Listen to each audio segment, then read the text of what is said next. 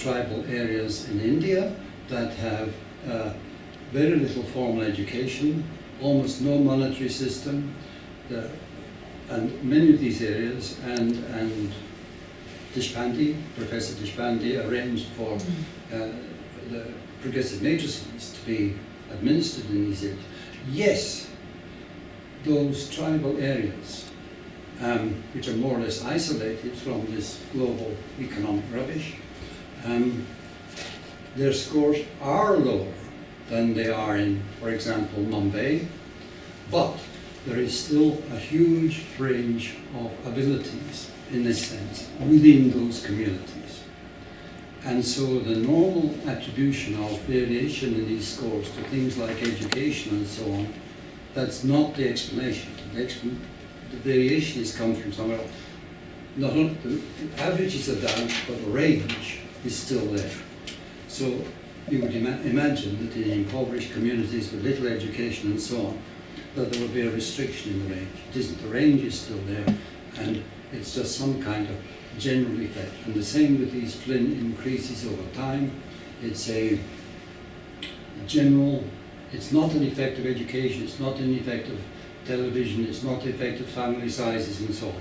It is something the same as increases in height based on improved nutrition and this kind of thing, and rare components in nutrition. All cognitive activity is emotionally based. You start with a feeling that you might make sense of this in a particular way. You experiment with your hypothesis. Oh, it doesn't work. You back off, you try something else.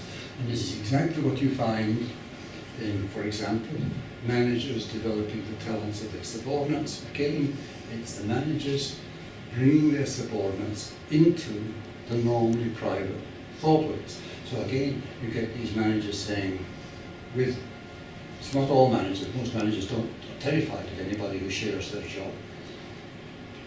Bring their subordinate into doing their job, sharing their feeling of, oh, we seem to have a problem here.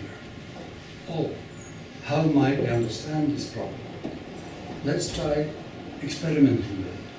Oh, it doesn't work. Let's try another experiment. So this is, well, I'm talking about progressive matrices, it's mental experimentation, generating with the brain, all sorts of experiments, feeling-based, and seeing whether they work, and then gradually evolving. It's not a decision, evolving toward alternative strategies of living and so on. So, how to nurture, so I'd say there we've done these studies in homes and schools and workplaces. I mentioned this about creating developmental environments, environment which all the children in the classroom are effectively engaged in doing things they care about, and in the process practice taking initiative, working with other people, finding information in computers or somewhere else. So they're practicing doing these, phrase that Balazs learned from me many years ago, practicing these difficult and demanding activities, because they only do it in relation to, they are difficult, even thinking is a difficult and demanding activity with many components. People only do it if they learn to do it when they're doing it in the context of doing something they care about. So the first thing is, what do these individual children care about? How can we create a situation in which they can practice engaging in these things that will result in different types of competence? And then you have a group situation in which different students are doing different things. I have a long story about project work where you have different students doing different things in the context of getting something done about pollution in the local river. They're all doing different things in different ways.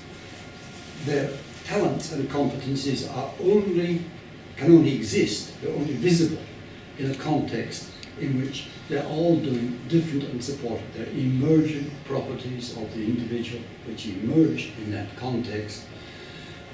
And the context itself, like, it's a context of enterprise, initiative, they're going to get something done about this river. This, again, is an emergent property, which is not the sum of all the individuals. It's something new So the talents of the individuals and the group are essential to this kind of learning. It's highly structured. It's not just laissez-faire, just leave them to do anything. And it's a very difficult process. To do it, the teachers and parents and managers themselves must be very competent at this process and care about nurturing the talents of other people.